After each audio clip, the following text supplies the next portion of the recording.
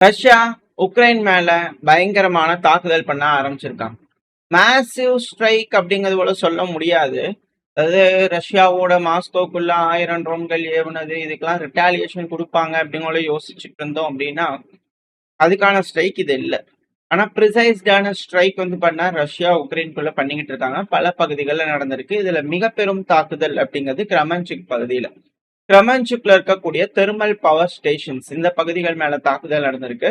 அதாவது இது ஒரு 7-8 மாசங்களுக்கு முன்னாடி இது போல பவர் ஸ்டேஷன்ஸ் அப்படிங்கிற பார்த்தோம்.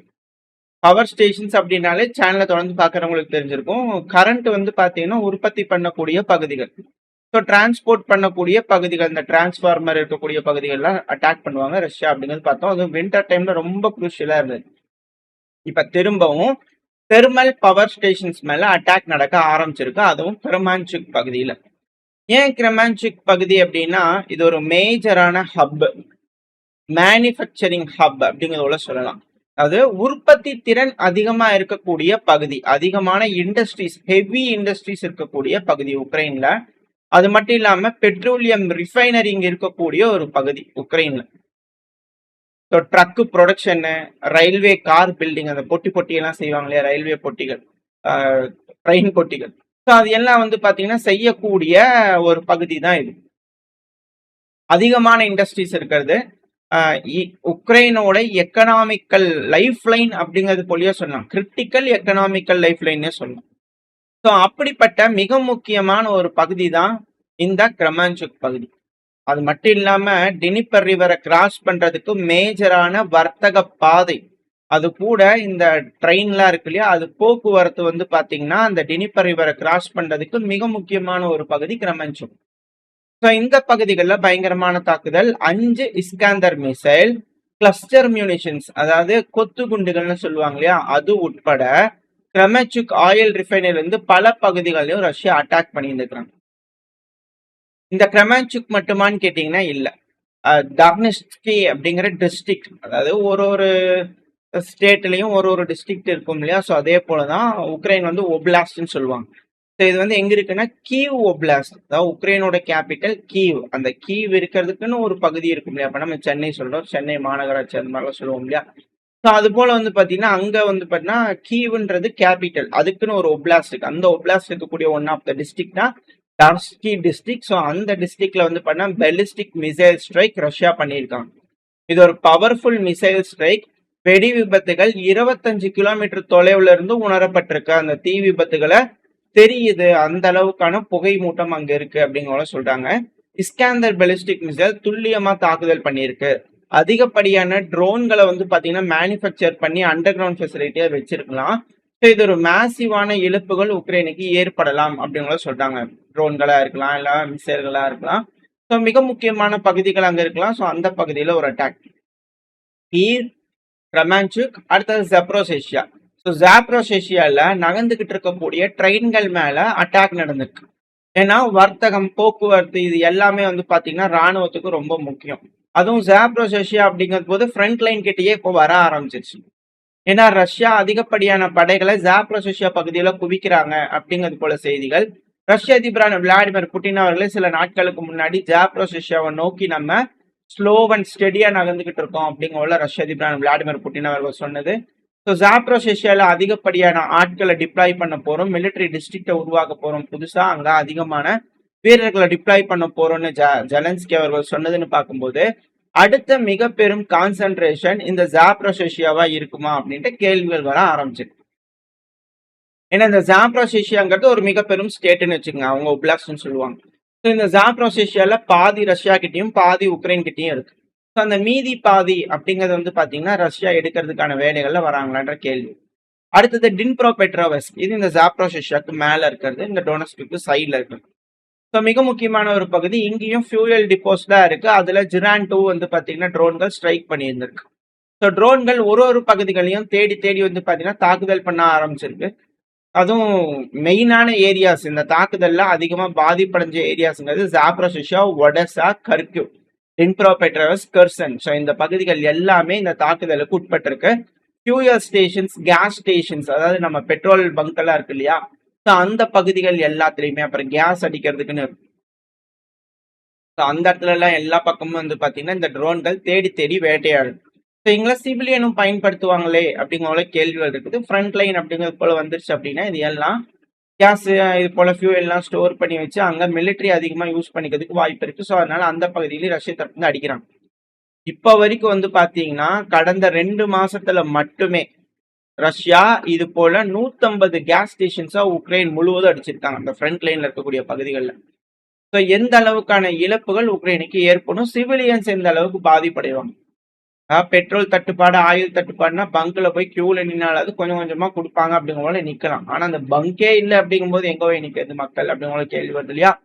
ஸோ 150 ஸ்டேஷன்ஸ் கிட்ட 2 மாசத்துல ரஷ்யா அடிச்சிருக்காங்கன்னு மினிஸ்ட்ரி ஆஃப் இன்ஃப்ராஸ்ட்ரக்சர், முன்னாள் மினிஸ்ட்ரி ஆஃப் இன்ஃப்ராஸ்ட்ரக்சர் ட்ருபோவ்ஸ்கி அப்படிங்கிறவர் வந்து பாத்தீங்கன்னா இந்த செய்திகளை சொல்லியிருக்கிறார். அவரோட இணையதளத்தையும் போட்டிருக்காரு. முன்னாள் மினிஸ்டர் ஆஃப் இன்ஃப்ராஸ்ட்ரக்சரா இருந்தார். ஜெலன்ஸ்கி அவர்களோட கட்சி தான். அது மட்டும் இல்லாம இவர் ஃபேமஸான ஒரு பிசினஸ் மேனும் கூட உக்ரைன். இவர் கதறாருன்னா அதுக்கான காரணம் என்ன? வருமானம் இல்ல, பிரச்சனை ஆகுது, ஆயில் பிரச்சனை இருக்கு. எல்லா வாரங்களும் ஆயில் டிப்போஸ் இல்ல ஃபியூயல் இன்ஃப்ராஸ்ட்ரக்சர் ஃபெசிலிட்டிஸ குறி வச்சு ரஷ்யா அழிச்சுக்கிட்டு இருக்காங்க அப்படின்ற குற்றச்சாட்டுகளை அவர் வைக்கிறார். சரி, இந்த அளவுக்கு ஏன் இன்ஃப்ராஸ்ட்ரக்சர், ஆயில் இன்ஃப்ராஸ்ட்ரக்சர் இது எல்லாத்தையும் அடிக்கிறாங்க அப்படின்னா, இதுக்கு முன்னாடி நடக்கக்கூடிய வின்டர் கால யுத்தத்தை எடுத்து பார்க்கணும் ரஷ்யா உக்ரைன். ஸோ அப்போ போன வருடங்கள்ல நடக்கக்கூடிய டைம்ல எப்படி உக்ரைன் சமாளிச்சாங்க, எந்த மாதிரி அவங்க மீண்டு வந்தாங்க அப்படிங்கிற விஷயங்கள். எமர்ஜென்சி எனர்ஜி ஜெனரேட்டர்ஸ், அதாவது ஜெனரேட்டர்ஸை அதிகப்படியா மேற்கு நாடுகள் உக்ரைனுக்கு கொடுத்துருந்தாங்க. அந்த ஜெனரேட்டர்ஸ்க்கு இது போல பெட்ரோல் பங்க், கேஸ் ஸ்டேஷன்ஸ்ல இருந்து அவங்களுக்கு வேணுங்கிற ஃபியூயல் கிடைச்சிச்சு. மக்கள் ஓரளவுக்கு வந்து பாத்தீங்கன்னா கூட்டம் கூட்டமும் ஒரு பகுதியில் நின்று சமாளிச்சாங்க. இப்போ ரஷ்யா உக்ரைனுக்குள்ள இருக்கக்கூடிய கேஸ் ஸ்டேஷன்ஸ், பம்ப் ஸ்டேஷன்ஸ் எல்லாத்தையும் இனிஷியலா இந்த வின்டர் அப்படிங்கிற வேர்டு ஆரம்பிக்கிறதுக்கு முன்னாடி இருந்தே அடிக்க ஆரம்பிச்சிட்டாங்க. இப்ப இருந்தே அடிக்க ஆரம்பிச்சிட்டாங்க. ஸோ அடுத்த வின்டர் அப்படிங்கும்போது எப்படி இருக்கும் உக்ரைன்ல அப்படிங்கிறதோட பார்த்தோம்னா, உக்ரைனோட எனர்ஜி எக்ஸ்பர்ட் அப்படின்னு சொல்லக்கூடிய யூரி கொர்லென்கோ அவர்கள், இந்த வீடியோல இருக்கிறார் இல்லையா, அவர் தான் கொர்லாச்சுக் அவர்கள். ஸோ இவர் என்ன சொல்றாருன்னா, வின்டருக்கு நம்ம இன்னும் ரெடி ஆகல. அதனாலதான் ஜெலன்ஸ்கி அவர்கள் எப்படியா இந்த பிரச்சனைய முடிக்கணும்னு நினைக்கிறாரு. இந்த வருஷத்தோட இறுதிக்கு முன்னாடியே ஸ்டாப் பண்ணும், சீஸ்ஃபயர் போட வைக்கணும்னு நினைக்கிறாரு. ஏன்னா வாமான வின்டர் அப்படிங்கிறது வந்து பாத்தீங்கன்னா ஒரு மிராக்கிளா மாறிட்டு இருக்கு. அது நார்மல் கிடையாது. ஏன்னா முன்னாடிலாம் யுத்த காலம் 4 வருஷத்துக்கு முன்னாடிலாம் வந்து பாத்தீங்கன்னா எந்த அளவுக்கு வின்டர் இருந்ததுன்னா சமாளிக்க முடியும் அப்படின்னு கேட்டீங்கன்னா, அது என்னப்பா ஒண்ணு, அது ஒரு கிளைமேட் அப்படிங்கிறது போல இருந்துட்டு இருந்தாங்க. இப்ப வின்டர் அப்படிங்கிறது வந்துச்சுன்னா உறை பனி. அந்த டைம்ல கேஸ் இன்ஃப்ராஸ்ட்ரக்சர், கேஸ் எல்லாம் இல்ல மக்கள் கிட்ட அப்படின்னா ஹீட் இருக்காது. ஹீட்டை ப்ரொடியூஸ் பண்ண முடியாது. ஹீட்டை ப்ரொடியூஸ் பண்ண முடியலன்னா அபார்ட்மெண்ட்ஸ்ல எந்த அளவுக்கு ஃப்ரீஸ் ஆகுது, அங்க கம்பி வச்சிருப்பாங்க, கைப்பிடிகள், படிக்கட்டுல இருக்கக்கூடிய கைப்பிடிகள். ஸோ அதெல்லாம் எந்த அளவுக்கு ஃப்ரீஸ் ஆகுது அப்படிங்கிறத பாக்குறோம். மனிதர்கள்னால வாழ தகுதியற்ற ஒரு பகுதியா மாறிடும். உறை பனி அப்படிங்கிறது போல வரும்போது அதிகமான உயிர் சேதங்கள் ஏற்படும். ஸோ அதனால இது ஒரு அதிசயமா இருக்கும் வார்ம் வின்டர்ங்கிறது அப்படிங்கிறது போல ஒரு விஷயத்தை இவர் சொல்றாருன்னா, இந்த தடவை வின்டர் அப்படிங்கிறது ரொம்ப கிரிட்டிக்கலா இருக்க போகுது. ஏன்னா ஆல்ரெடி எல்லாரும் ரிசர்வ்ஸை முடிச்சிட்டாங்க. ஈரான் அமெரிக்கா யுத்தத்துல பல ரிசர்வ்ஸ் தீர்ந்திருக்கும். ஏன்னா இப்ப வரைக்கும் ஸ்ட்ரைட் ஆஃப் ஹார்மோஸ்ல அக்கப்போர் தான். இது நம்ம அடுத்த பதிவுல பார்க்கலாம். பட் இருந்தாலும் இந்த ஸ்ட்ரைட் ஆஃப் ஹார்மோஸ்ல அந்த முடக்கப்பட்டதுனால எல்லா நாடுகளோட ரிசர்வ்ஸ் வந்து பாத்தீங்கன்னா தீர ஆரம்பிச்சிருக்கு.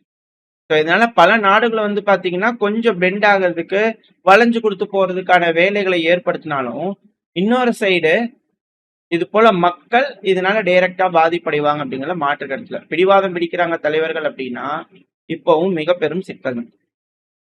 உக்ரைன் அடுத்த வின்டரை பத்தி யோசிக்க ஆரம்பிச்சிட்டாங்க. ஆனா ரஷ்யா பல பகுதிகளை தாக்குதல் பண்றாங்க. அதுவும் குறிப்பா ஸ்லவியான்ஸ்கோட தெர்மல் பவர் பிளான்ட். ஸ்லவியான்ஸ்க், கிரமடாஸ்க் நம்ம ஆல்ரெடி சொல்றோம், டொனெஸ்க் பகுதியில் இருக்கக்கூடிய மிக முக்கியமான சிட்டிஸ். இந்த சிட்டிஸ் அடுத்தது ரஷ்யா கட்டுப்பாட்டுக்குள்ள எடுத்துட்டாங்கன்னா முழு டொனெஸ்க் பகுதியும் அவங்க எடுத்துக்கிட்டாங்கன்னு அர்த்தம்.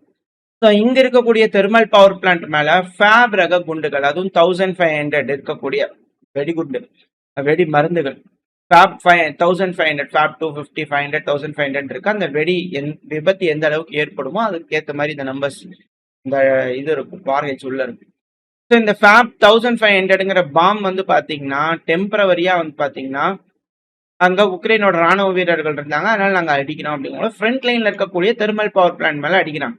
அந்த இடத்துல 81வது செப்பரேட் ஏர் மொபைல் பிரிகேட் இருந்தாங்க அப்படின்னு சொல்றாங்க உக்ரைனோட ஆர்ம்டு ஃபோர்ஸோடது. ஸோ அந்த பகுதியில் பவர் பிளான்ட்ல வந்து பாத்தீங்கன்னா அடிச்சிட்டாங்க. ஸோ இது ஒரு மிக பெருமளவுல சிக்கல். ஏன்னா அடுத்த வின்டர் வருது அப்படின்னா இந்த ஸ்லோவியான்ஸ்க்ல வின்டர் பேட்டலுக்கு ப்ரிப்பேர் செய்யறாங்களா ரஷ்யா அப்படிங்கிற கேள்வி. ஸோ வின்டர் அப்படிங்கும்போது நம்ம ஸ்லோவியான்ஸ்க்ல கால் வைக்கணுன்றதுக்காக இப்ப இருந்தே பதப்படுத்த ஆரம்பிச்சாங்களான்ற யோசனைகள் வர ஆரம்பிச்சிருக்கு. ஜாப்ரோசேஷியாவா ஸ்லோவியான்ஸ்கா இருதரப்புலயும் ஒரு மேசிவான புஷ் கொடுக்கும் போது ஏதோ ஒரு இடத்துல லூஸ் ஆகும் உக்ரைன் அப்படிங்கிறது போல நினைக்கிறாங்களான்ற கேள்வி. ஏன்னா இப்ப வரைக்கும் களத்துல அப்படின்னு வந்து பாத்தீங்கன்னா 2.4 மில்லியன் சோல்ஜர்ஸ் அப்படிங்கிற சொல்றாங்க. 24 லட்சம் பேர்த்துக்கிட்ட வந்து பாத்தீங்கன்னா 4 வருஷத்துல இறந்திருக்கிறாங்க இந்த ஸ்பெஷல் மிலிட்டரி ஆபரேஷன்னால உக்ரைனோட வீரர்கள்ன்ற பேர்ல. இதுல 2026ல மட்டுமே 4 லட்சத்துக்கும் மேற்பட்ட நபர்கள் இறந்திருக்கிறாங்க அப்படிங்கிற செய்திகள் வந்திருக்கு. இந்த டேட்டாஸ் எல்லாம் எங்க இருந்தது அப்படின்னா general staff of armed force of உக்ரைனோட ஜெனரல் ஸ்டாஃப் கிட்ட இருந்து எடுக்கக்கூடிய தகவல்கள். அதுவும் டிசிசி சென்டர்ஸ், உக்ரைனோட மெடிக்கல் ஆர்கனைசேஷன்ஸ் எல்லாம் இருக்கும் இல்லையா, ஸோ அங்க இருந்து எடுக்கக்கூடிய தகவல்கள் அப்படிங்கிறது போல ஹேக்கர் கும்பல்கள் சொல்றாங்க. ஸோ உக்ரைன்ல நாங்க ஹேக் பண்ணோம், அவங்க கிட்ட இருக்கக்கூடிய டேட்டா நாங்க வெளியிடுறோம். இதை நீங்க பார்க்கும்போது 4 லட்சம் நபர்களுக்கும் மேல 2026ல மட்டுமே இறந்திருக்கலாம்.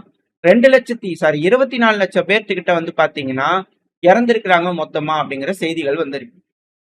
இதுல அதிகப்படியான இறப்புகள் அப்படிங்கிறது பொக்ரோவ்ஸ்க், குஸ்டாண்டினிவ்கா, லிமன், ஜாப்ரோஷியா, குபியான்ஸ்க் இந்த பகுதியில உக்ரைன் அதிகப்படியான நபர்களை இழந்திருக்காங்க அப்படிங்கிற தகவல் இதுல இருந்து வந்திருக்குன்னு சொல்றாங்க. ஸோ ரஷ்யா அடுத்த ஒரு அஃபென்ஸுக்கு ரெடியா இருக்காங்க. அதுவும் இருமுனை தாக்குதலுக்கு வருமா, ஒரு பக்கம் ஜாப்ரோஷியா, இன்னொரு பக்கம் ஸ்லோவியான்ஸ்கா அப்படின்ற கேள்விகள் இருக்கு. ஏன்னா இந்த பகுதிகள் எல்லாத்தையும் வந்து பார்த்தா ரெடி பண்ணிட்டு இருக்காங்க. At the same time Ukraine evacuation order கொடுத்தாங்கன்னு சொன்னாங்க இல்லையா, 12 செட்டில்மெண்ட்ஸ், அதாவது கிராமங்கள்ல இருந்து செர்னிகிவ் பகுதிகளில் மேப்லோட இருக்கும், மேல வயலட் கலர்ல மார்க் ஆயிருக்குல்ல, ஸோ அங்க இருக்கக்கூடிய கிராமங்கள்ல இருந்து வந்து பாத்தீங்கன்னா ரிஜெக்ட் பண்ண மக்கள் எல்லாத்தையும் வெளியேற சொல்லிக்கிறாங்க. மேண்டேட்டரி கட்டாயமா வெளியே போகணும்னு சொல்லிட்டு பெலரூஸ், உக்ரைன், அப்புறம் ரஷ்யா இந்த 3 நாடுகளோட பார்டர் இது. ஸோ இந்த பகுதி ரொம்ப முக்கியமான ஒண்ணு. ஸோ இந்த பகுதியில எப்படி கர்ஸ்க போய் ரஷ்யாக்குள்ள போய் குறைஞ்சாங்க உக்ரைன், அதே போல ரஷ்யாவோட பிரியான்ஸ்க போய் குறைவாங்களா அப்படின்ற கேள்விகள் இருக்கு. அப்ராக்சிமேட்டா 1000 சிவிலியன்ஸ் 12 கிராமங்கள்ல இருந்து 1000 மக்கள் 120 குழந்தைகளை இவாக்குவேட் பண்ணிக்கிறாங்க.